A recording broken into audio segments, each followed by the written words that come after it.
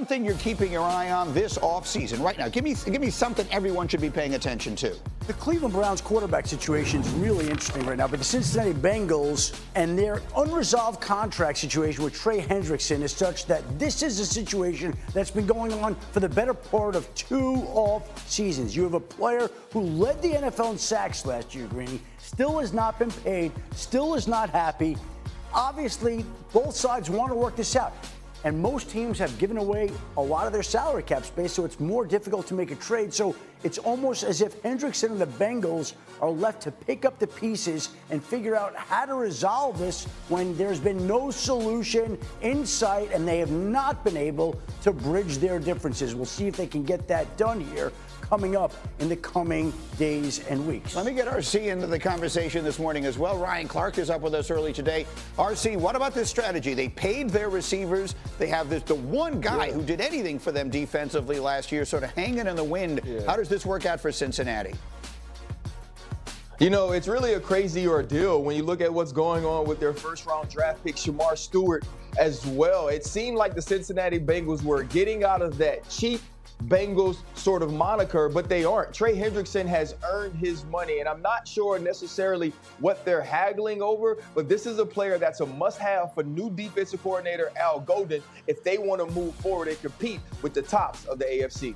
Give me another one, Chef, you got your eye on. How about something involving Jalen Ramsey? Yeah, the Miami Dolphins have been looking and open to dealing Jalen Ramsey, and there has been interest in him across the league. I think probably more than people realized, and it certainly sounds like in the next couple of weeks, the Dolphins will be able to find a trade partner for Jalen Ramsey, and he will be moving on yet again. Started in Jacksonville, went to the Rams, went to the Dolphins. He's about to find his 4th new team here in the coming weeks. And then let me skip forward to the last one here in the interest of time, because I'm dying to hear what you have to tell me about the situation in Cleveland. Well, Greeny, this is going to be the most interesting storyline all summer long, and they're in OTAs right now, so you know that that's going to be very interesting. We've got the 2 veterans in Joe Flacco and Kenny Pickett. We've got the 2 rookies in Dylan Gabriel and Shedeur Sanders. And, of course, Deshaun Watson's been off to the side throwing, coming off another torn Achilles, 2 surgeries.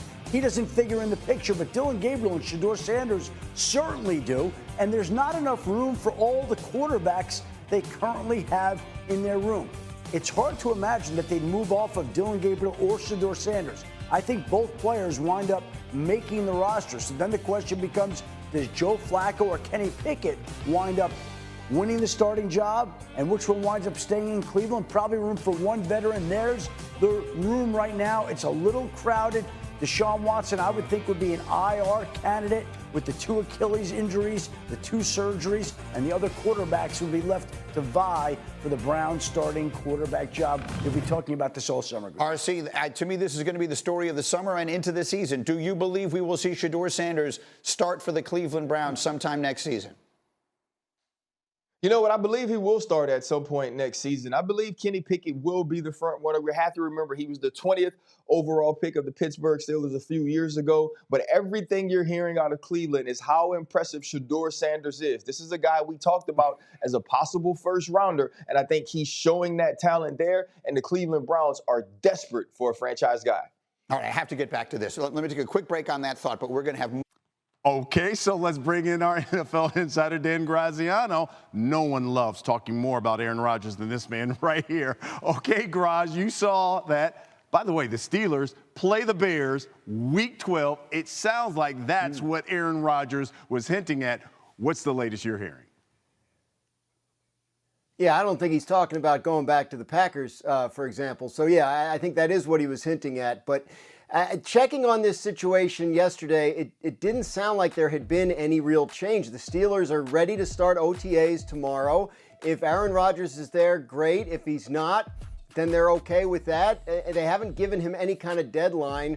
The one spot to watch on the calendar is that June 10th date, which is when their mandatory minicamp starts. That's a 3-day minicamp. After that, they don't do anything on the field until training camp in late July. So if he's not there by then I think then you have a situation where the Steelers may be looking to move on to other options. But right now, they have told him it's okay, take your time. The offer's out there, and if you want to come join us, we'd love to have you. Okay, so then let's talk about those other options you just brought up there. If Rodgers doesn't sign with the Steelers, obviously they're going to have to pivot.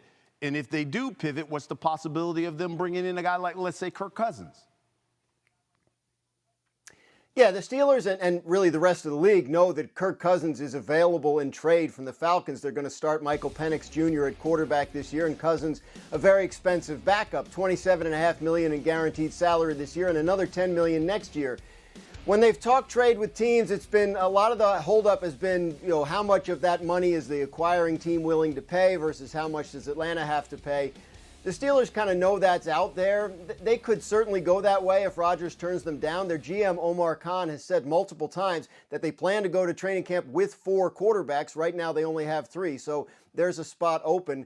Mason Rudolph would project as their starter right now, but it does look like they would be looking to add. The thing is, Brian, the Steelers just have not been very aggressive at the quarterback position this offseason. They didn't play on Sam Darnold. They didn't try that hard on Justin Fields. They didn't draft one until the 6th round. I think that you're looking at a team that just didn't love its options and didn't want to, stretch to get one. Okay, we'll keep our eye on that June 10th date. 1 days away from the beginning of the NFL season. That means that class is in session. This is Football 101 with myself and Sam Acho. Sam is the student. This is an intro-level class, so the test will be multiple choice. I have some questions for you, Sam Acho. Which AFC team that missed the playoffs last season will make the postseason this year? Here are your options: the Patriots, the Bengals, the Colts, or the Dolphins.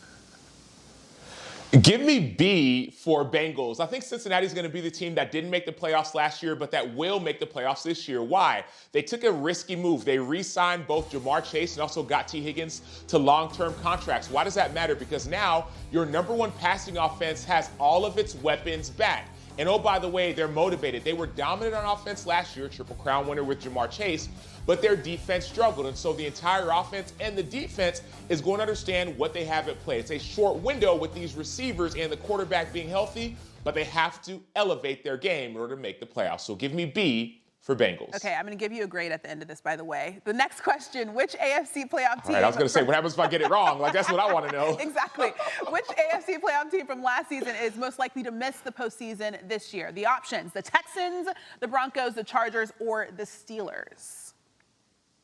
I'll go D. Circle D for me, Beanie. That's Steelers. Why? They made the playoffs last year, but they're still waiting on Aaron Rodgers. I don't think that he's going to be the solution. Yes, I do think Aaron Rodgers will sign with the Steelers, but it'll likely be after OTAs, after minicamp. He won't get time to really gel with his entire team. And sure, I'm confident he's throwing with DK Metcalf and maybe some other receivers, but it's not just the receivers, it's the offensive line, it's the scheme, and it's the team. And oh, by the way, Aaron Rodgers wasn't overly outstanding as a player last year as well. And so if you're expecting him to be your hero or your savior, I don't think that he's going to be the solution. So D, Steelers will not make the playoffs this year, even with Aaron Rodgers. All right, you called me Beanie. It's Professor Beanie. The next question: which NFC team that missed the playoffs last season will make the postseason this year? Is it the Falcons, the Bears, the Cowboys, or the 49ers?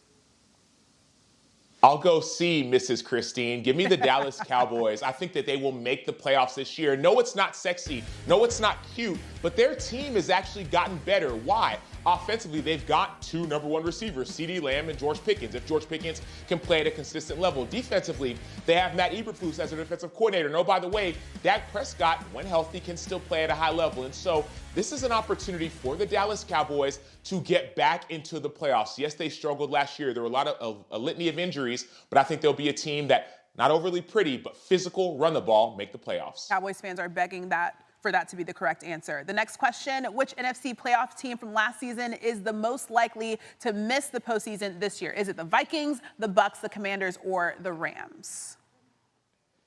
A, Minnesota Vikings. I'm pretty confident on this one, Professor Christine or Professor Beanie. Why? Because the Vikings have set a pretty big risk on going with J.J. McCarthy. Yes, they let Sam Darnold